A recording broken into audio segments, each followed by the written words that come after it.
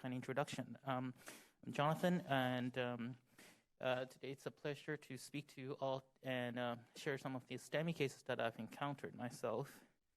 I have no disclosures to make. To begin with, we had a 92-year-old lady with history of hypertension, diabetes, came in with chest discomfort since 6 hours ago.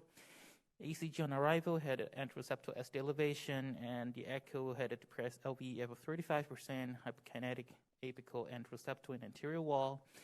And the right side was fortunately fine. And here's the left side. You can see the LED has osteoproximal disease, and then a mid to distal, also very diffusely disease.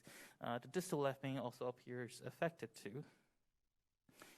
And we quickly wired the lesion, and we ballooned it, and then we put in we ballooned it, and then we opened the flow.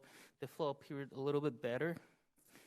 But at the same time, the patient still complaining of persistent chest pain. The blood pressure was a little borderline, and somehow we couldn't even get the IVUS catheter through. And that kind of pushes us to act faster for this old lady.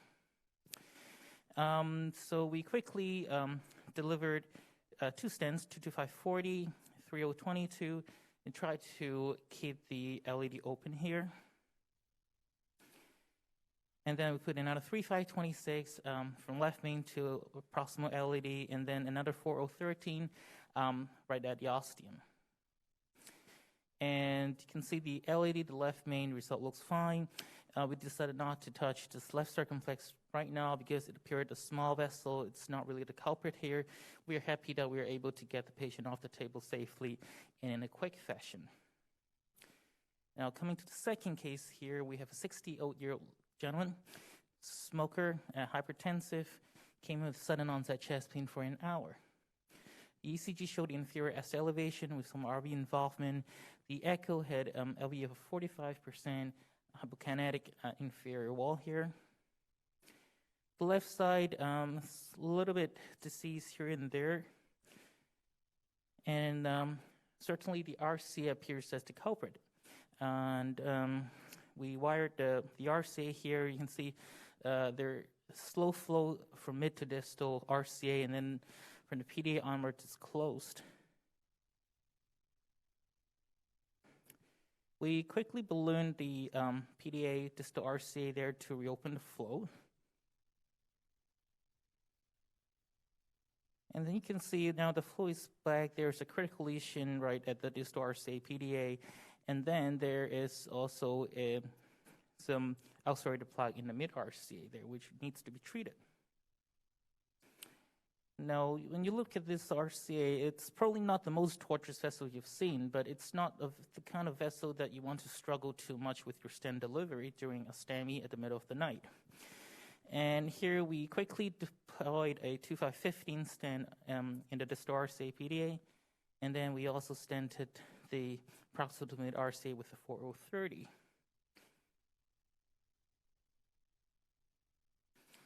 And here's the final angiogram. The proximal to RCA and also the distal RCA lesion appear fine.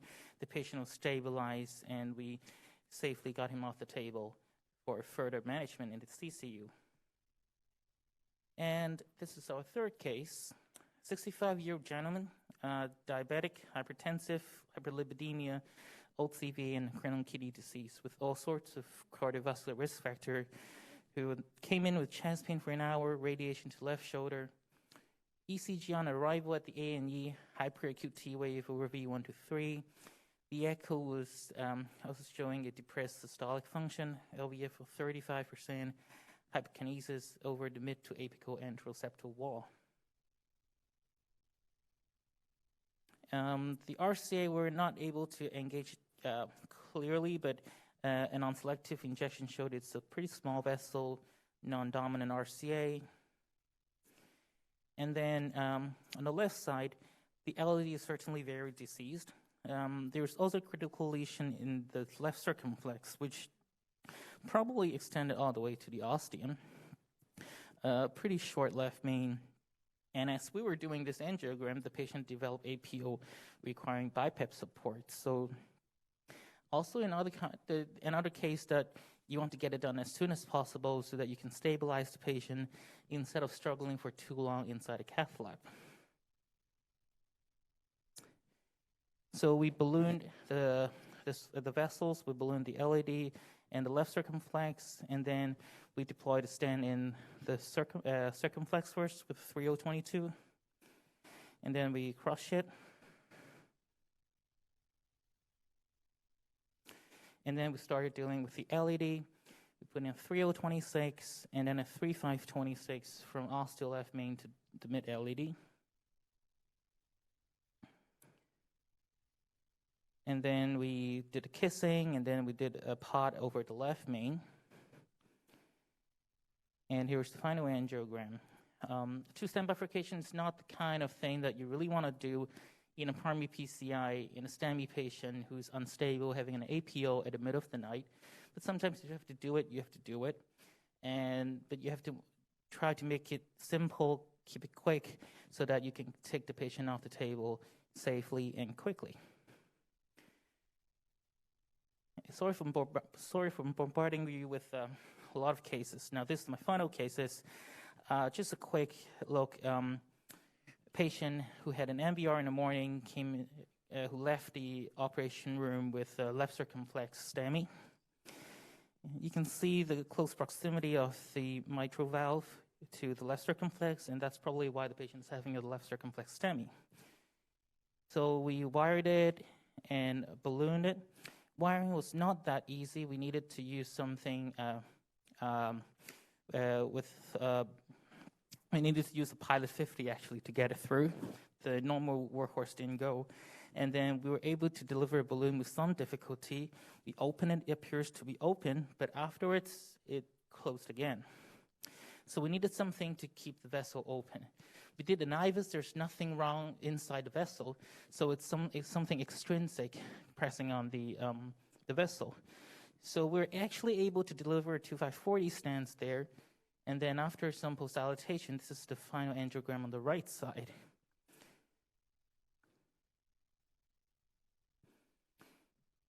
So in summary, series of cases, it's not exactly the most complex cases that you will see, but it's some of the more unfriendly lesion types that you will see day in, day out in your STEMI, in your primary PCI.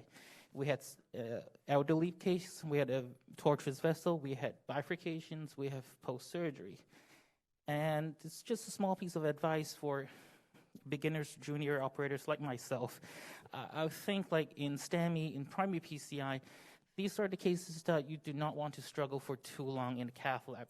Because the longer you struggle inside a cath lab, the more likely you encounter complications and more likely the patient would deteriorate in front of you. And it's not something that you want to happen in the cath lab. And it's just a saying, I think if you try to force too much in these kind of cases where you struggle to deliver a stent, you could not really open up the vessel, the more muscle you use as an operator, the more muscle you lose on the patient's heart. So I think we try to keep it simple and quick for ourselves so that we can get the patient off safely. Thank you very much. Thank you, Jonathan, for the exciting cases. We'll have to see if we have any comments from our panelists. Maybe I can ask for your first case.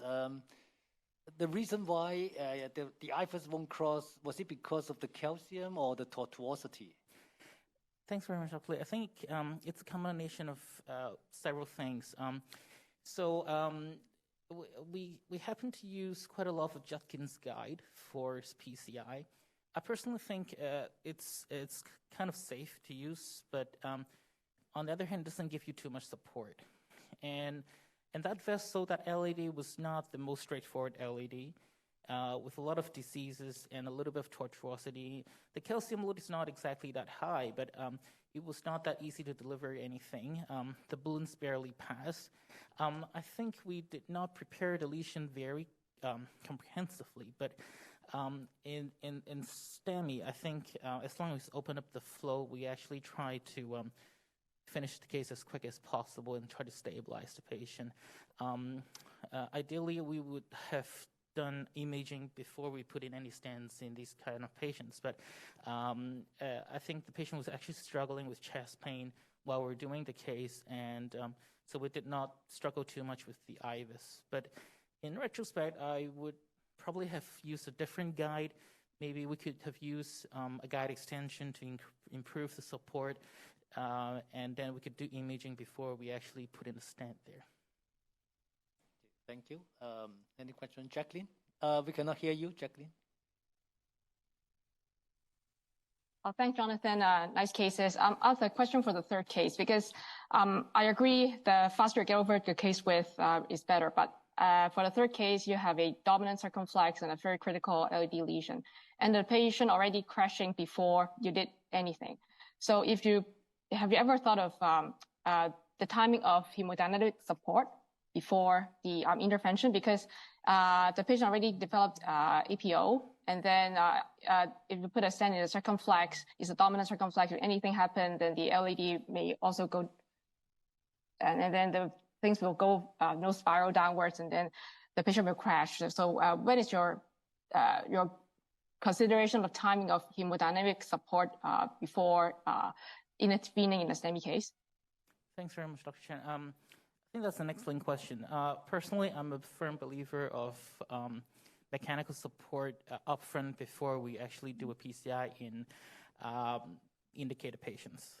Like, it actually makes your case so much easier.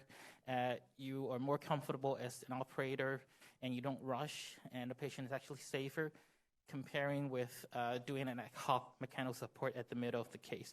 I think we're lucky to get through the case without much difficulties in the end, but in retrospect, I think if the patient is still hanging there with the blood pressure and stuff, we would have done a right heart cath.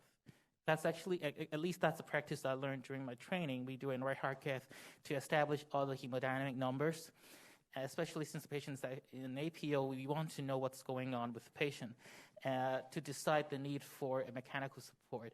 At that time, the patient's blood pressure is actually still fine, but clearly with the APO and a STEMI, with a depressed EF, the patient could deteriorate at any point during the procedure. So if I could do it again, I would probably do a right heart cath before or between the coronary angiogram and the actual intervention to see where I'm sitting at, and then to decide if I actually should put in the support before I do the intervention.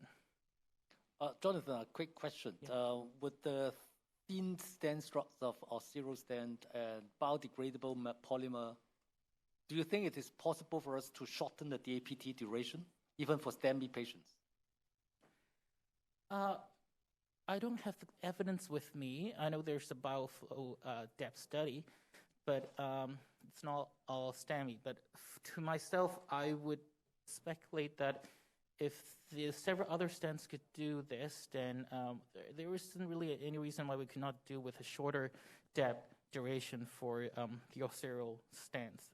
I actually think we could, and we just don't have the numbers out yet to convince everyone. But I certainly personally think this could be done.